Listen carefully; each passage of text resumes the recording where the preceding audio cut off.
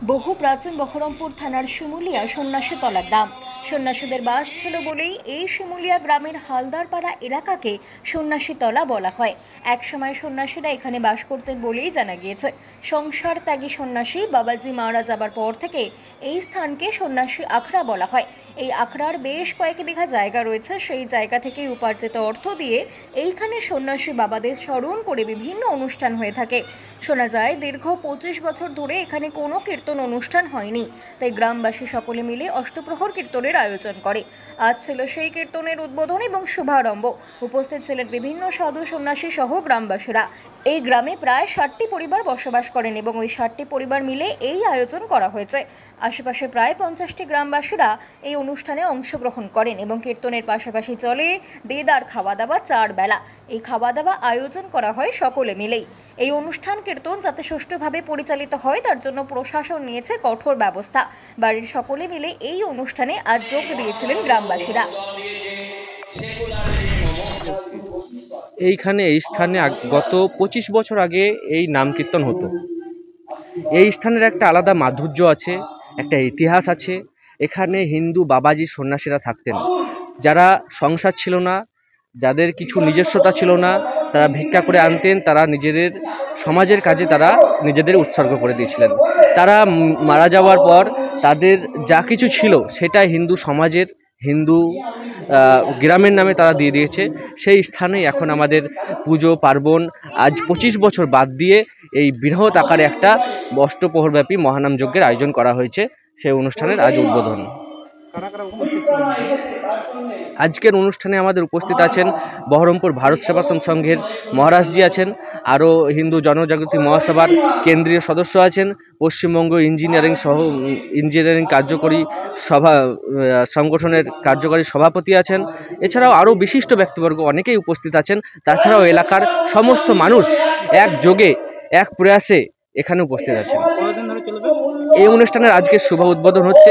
এরপরে আজ কাল পরশু 3 দিন ধরে অনুষ্ঠান চলবে।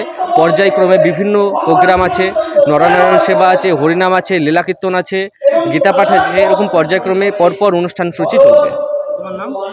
আমার নাম বঙ্কু হালদার, আমি কমিটির সভাপতি। সনাতনী বৈদিক সমাজের কাছে আমার প্রার্থনা, অনুরোধ, ধর্মকে জানুন, ধর্মের সঙ্গে অর্থ করুন। ধর্ম অর্থ দরকার, অর্থের জন্য ধর্মকে বিসর্জন দেবেন না। ধর্ম করে অর্থ করা যায়। ভারতবর্ষে অনেক জাতি, অনেক ব্যক্তি আছেন যারা দারুণ ধার্মিক, ধর্মকে জানেন, ধর্মকে মানেন, ধর্মকে করেন, কিন্তু অর্থ উপার্জন করেন। সুতরাং আমার দেশের প্রতিটি নর এবং নারীকে ধার্মিক হতে হবে, বীর হতে হবে, আত্মরক্ষা করতে জানতে হবে এবং সমাজকে, দেশকে, ধর্মকে রক্ষা করতে হবে। আমার ধর্মের মধ্যে কোনো জাতি প্রথা নাই। ব্রিটিশের চক্রান্তে তারা এখানে এই জাতি প্রথা চালু করেছিল, কিন্তু আমরা তাকে অতিক্রম করেছি, আরও বহুলাংশে করছি। যে সুতরাং এখন আবার সেই সুসময় এসছে 46 সালের ডাইরেক্ট অ্যাকশনের মতন। সরকারের প্রতিনিধিরা, সরকারের সংবিধানের শপথকারীরা, তারা আজকে যে ভাষা বলছেন, তাদেরকে যদি তাদের ভাষায় না উত্তর দেওয়া যায় তাহলে তারা মাথায় চেপে বসবে।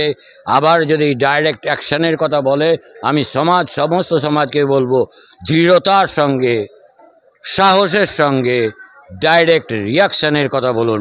ডাইরেক্ট অ্যাকশান হলে ডাইরেক্ট রিয়াকশান হবে। পাকিস্তান যাদের মামা বাড়ি, পাকিস্তান যাও তাড়াতাড়ি, আমরা এটা ওদের কাছ থেকে শিখেছি। সুতরাং আমার এটাই মেসেজ যে প্রতিটি হিন্দুকে আগে হিন্দু হতে হবে, তারপর রাজনীতি করে রাজনীতি এখন কামাই, রাজনীতি করে কেউ দেশ সেবা করতে যায় না, এটা সকলেই জানেন।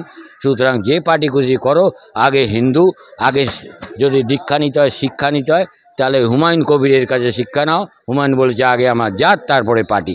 তুমিও বলো আগে আমি হিন্দু, তারপরে আমি তৃণমূল, তারপরে আমি সিপিএম, তারপরে আমি কংগ্রেস, তারপরে আমি বিজেপি। সুতরাং যেদিন আমরা রুখে দাঁড়াবো সেদিন, শুনুন, জাগ্রত লোকের বাড়িতে চোর ঢোকে না, জাগ্রত লোকের বাড়িতে চোর ঢোকে না। ডাকাত ঢোকে, আর যে বাড়িতে রিভলভার আছে, বন্দুক আছে, সেই বাড়িতে ডাকাত ঢোকে না। সুতরাং এই সহজ সরল সত্যগুলো আমি অন্তর্রাষ্ট্রীয় হিন্দু পরিষদের পশ্চিমবঙ্গের সহসভাপতি হিসেবে পশ্চিমবঙ্গের 12-14টা জেলাতে এই কথাগুলোই বলছি। অস্ত্র রাখো, অস্ত্র উঠাও, আর প্রখরভাবে মুখর হও। মুখের উপর ওদের ভাষায় বলো, ওরা যে ভাষায় বলে সেই ভাষায় বলো যে তোরা তো মরার পরে মাটির নিচে লুকাস, তোরা মরার পর কবরে মাটির নিচে লুকাস, আমরা তো মরার পর আগুনের সাথে খেলি।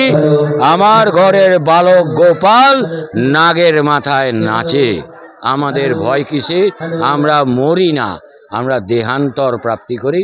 সুতরাং এই নিয়ে এটাই আমার আজকের মেসেজ। নমস্কার।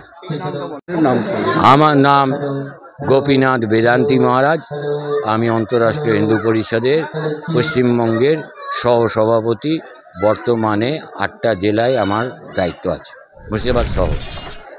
এখানে আপনার প্রথম হবে পাঁচ তরকারি, যেটা আপনার মৎস্যব যেটা বলে আমাদের, হ্যাঁ, মানে সেবা যেটা আপনার ইয়ে করা হয়, সেই মানে পর্যায় অনুযায়ী আপনার সব রকম পরিচালনার মাধ্যমে ওটা পালন করতে যাচ্ছি বা পালন করব যতটা পারবো আমরা, ঠিক আছে। আর এখানে আপনার যে সমাজগুলো আছে এগুলো আপনারা দেখতে পাচ্ছেন, প্লাস আমাদের এই যে গ্রামের যত মানে গ্রামবাসী আছে তাদের একত্রিতভাবে মিলিত হয়ে এই অনুষ্ঠানটা পালন করার পরিচালনা চলছে। আমার নাম প্রহ্লাদ হালদার।